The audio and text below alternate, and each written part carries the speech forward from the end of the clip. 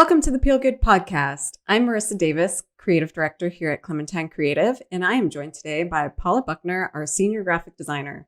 And today we're going to talk all about two of our favorite things, branding and packaging. How's it going, Paula? Going good. One of my favorite subjects, so I'm not going to have a problem talking about this at all. Great. Well, when we talk about packaging, I think some people assume it's kind of a means to an end. So it's really serves the function of producing a product and getting it into the hands of your consumer. But I think as marketers, we would consider that really missing out on an opportunity to showcase your brand and tell your story. And you bring an interesting perspective to packaging because you kind of have a background in industrial design.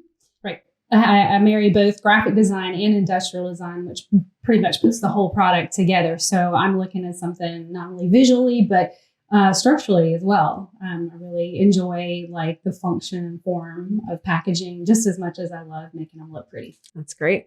So, we've talked about it a lot, how branding is effectively storytelling for your company that can showcase your vision, your mission, your product, and everything that you do, every decision that you make as a marketer about your product and your brand should be telling that story and should be cohesive throughout everything that you do.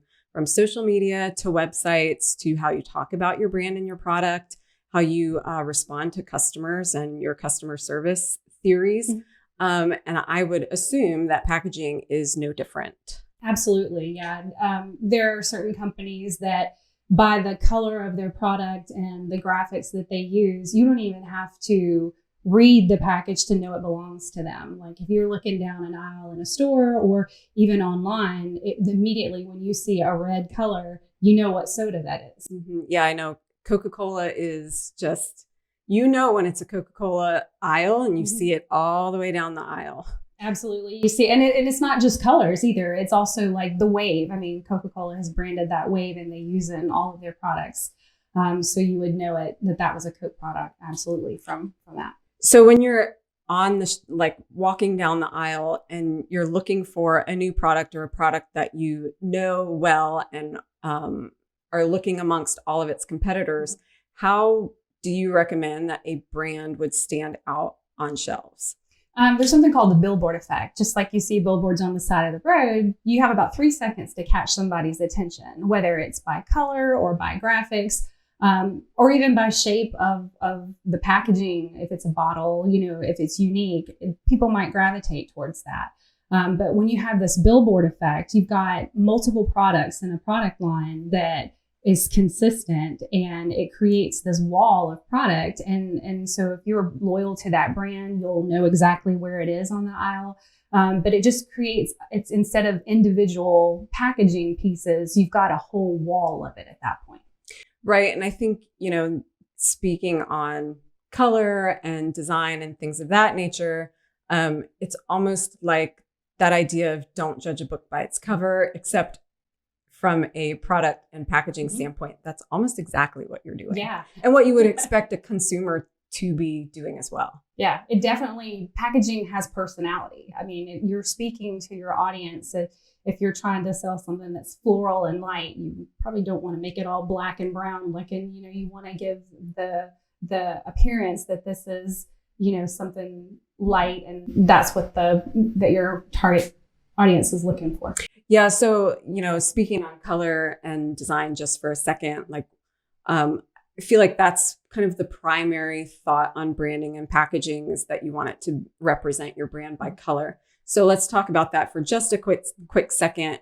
When you think about maybe softer color palettes, that might represent like a health and beauty line, or maybe like infant clothing or products or things like that. What about, bright and bold?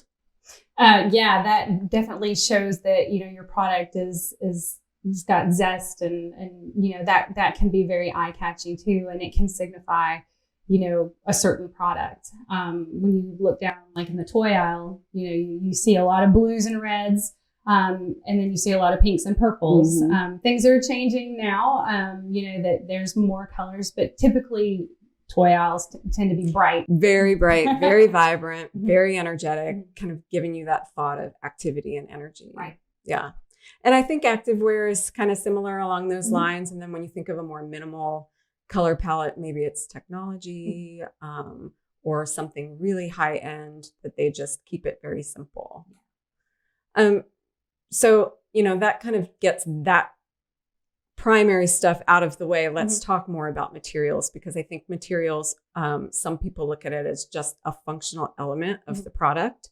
But I think in terms of selecting a right material to represent your brand and your vision, what kind of recommendations or considerations do you think that a company should take into account? Materials definitely speak to your values. I mean, if you're very eco-conscious, you're going to use products that are very biologically friendly, that they can be composted, recycled, reused, repurposed. So you definitely want, if you're a company that really has those values, you want to use something like that. You're not going to use plastics that are going to clog up in a landfill somewhere. Right. And I think, speaking along those lines, a lot of it is the way that the product looks as well. So even if products in the paper is, 70% post-consumer content and has a lot of eco-friendly and or is compostable, you might not know it by looking at it the way that technology and the print industry has really advanced over time. But a lot of companies might end up wanting to utilize something that feels a little more retro, whether it's uncoated paper or like the cardboard look and craft paper, to really get that kind of thought across, don't you think? Yeah, absolutely. I mean, they even work in fibers, they do a lot of recycled clothing in papers and cardboards, and you can see the fibers of recycled things, and that kind of makes it more unique. It makes it feel tangible, like you can see where this actually came from, and you kind of can feel the story along with, and can kind of carry that story along with the product, which I think is really cool. Yeah. What about some other things like inks and finishes and stuff like that? Well, again, packaging has personality. So your finishes are going to be, if you have a gloss or a foil, that you're trying to speak to maybe a luxury product. But even like what we call soft touch, it has this nice velvety feel to it. And once the consumer gets that in their hands, it feels good, and it feels, especially if it's like a technology product or if it's a high-end product, how it feels is very important. Oh yeah, totally. Yeah. And I think that there's, going off of that tangible touch line, there's also the idea of kind of engaging all of your senses. And I think we don't think about it often, and it's probably a very minute portion of a packaging design, but the way something sounds, I think, can also be relative to what the product is. Yeah. Like chips and chip bags have a very specific sound, and it's meant to be that way because it makes you want to open it, or it makes you salivate as you're opening the package. I don't know if you remember the Sun Chips debacle of like the 2010s or something like that. But they had created a compostable packaging, and they made it out of corn. There was some corn polymer or something like that. And their package, when you got it, it was interesting and it was innovative, and the technology behind them creating this actual like compostable bag out of corn was a really cool idea. But on the shelves, when people opened them, there were so many complaints about it being incredibly loud, like eardrum popping loud. And then they did all kinds of studies on it and said, yes, this is like way too loud for any consumer product to be. And they ended up going back and changing the packaging on the product. But I think that's an interesting story in kind of going a little too far, or trying to do something and it just didn't work. So at that point, I guess they pivoted and went back or chose different materials. Right. No sneaking those in a movie theater. No, definitely not. So there's this idea of the function and the form. Once you get past all of the design elements of it, it's or the visual design of it, there's this idea about form versus function. And I think packaging utilizes form and function very well on certain products. Right. Toblerone is a good example of that they have this triangular package that not only does it make them stand out from flat, regular candy bars. This one speaks to a little bit more like being luxury, but it also has function because they stack so nicely. Yep. You can make different shapes with them. I've seen them in a hexagonal container, and you have multiple bars in one. So its function is also unique as well as making it stand out. Yeah, I think it's that iconic. Everybody knows Toblerone. You know that iconic shape, and it's something that when you have it in your hand, you feel like you can rule the world because you've got this. It's something that's a luxury package, and it shows in the packaging itself. Absolutely. Now, going back to specific materials for a second, one of the things that we didn't really discuss quite as much is the act of interacting with the package itself. So we've talked about materials and how they can feel and things like that. But what about the act of once you get the product on your doorstep, what happens then? Yeah. One of my favorite things is like Korean beauty products, because some of them, of the items that you get, they're just so creative in how they're packaged. It's not just a rectangular box that you open and you take out the product.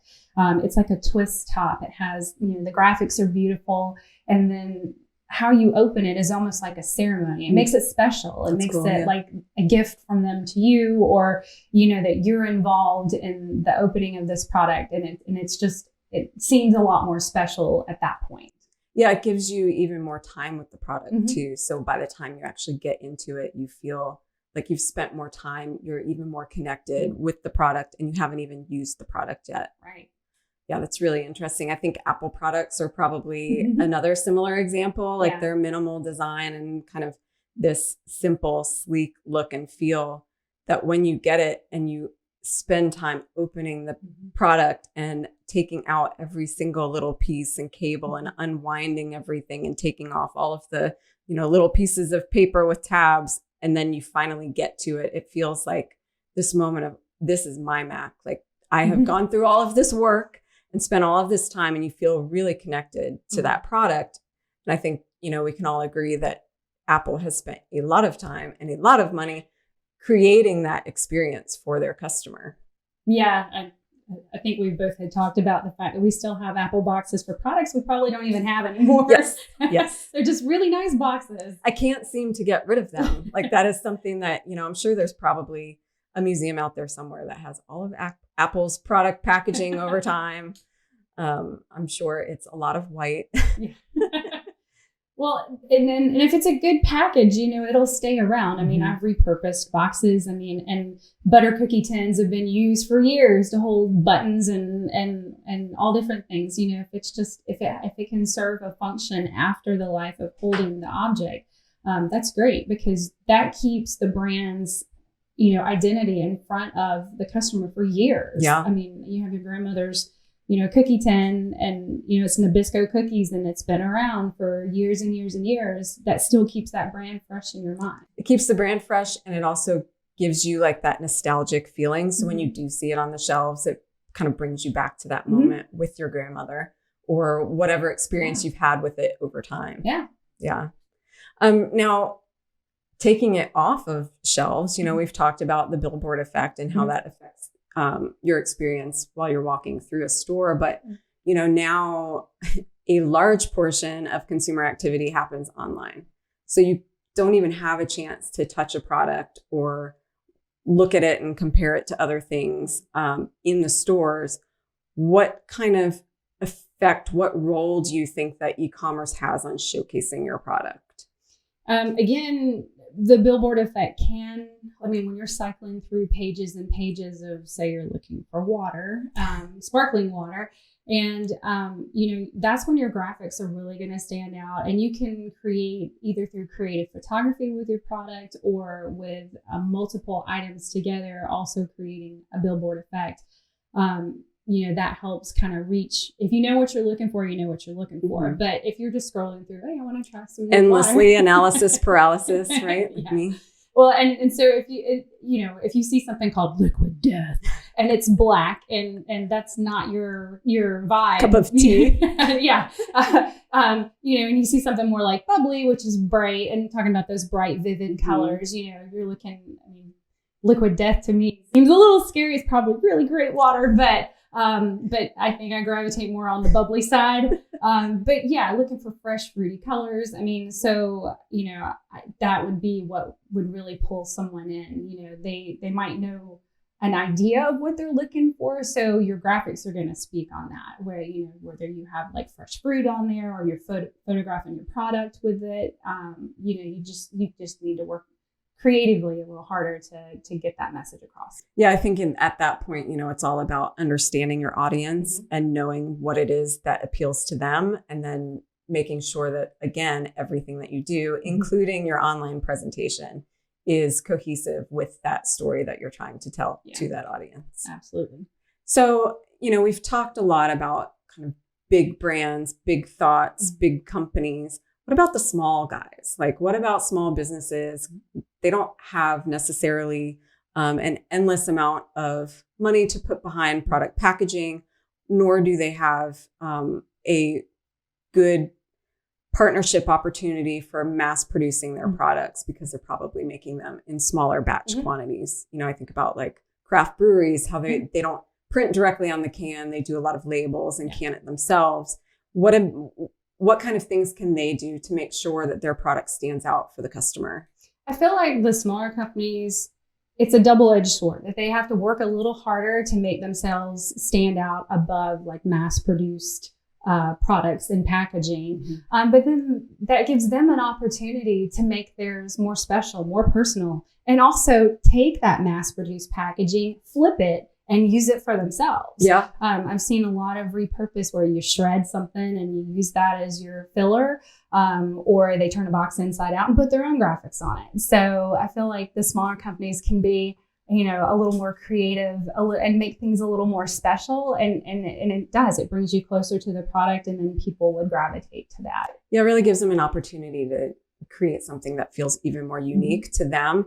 And it gives them the chance to tell even more of their personality than I think a lot of the bigger brands might lose at that large scale. Yeah, because they could be ever changing, as materials change, then they can kind of flow with that. And at that point, you're really building your audience still. So you're building that brand loyalty. So having that really great experience at a small scale is probably even more important than at the large scale. Right. Well, do you have any other considerations or suggestions or comments about packaging in general and how it affects brands and amplifying their voice? Well, there was one thing that we didn't talk about, was like supply chain shortages and what that causes for a company. Yeah, and that's certainly something that's a big issue right now, isn't it? Yeah, absolutely. So what was available to them today may not be available to them next week. And so, necessity breeds creativity. That's when you've got to learn how to pivot and change things up a little bit, or look at a new material, but that can breed innovation. Yeah. And that has happened in the past, where you say aluminum wasn't as readily available, then glass comes back, or plant-based plastic. There's something, innovation happens at that point. Yeah, I know. Again, going back to beer, apparently I like beer. There was a shortage on aluminum for a while. And so the beer companies ended up using glass. And now I think they're going back to aluminum because it's harder to recycle glass than it is to recycle aluminum. So they're making a smart choice there, in my opinion. But Well, that wraps up another episode of the Peel Good podcast. Thanks, Paula, for joining me. Glad to be here. If you enjoyed this discussion, you'll be certain to enjoy some of our other episodes. So please have a look or have a listen on Apple Podcasts or YouTube or anywhere that you find your podcasts.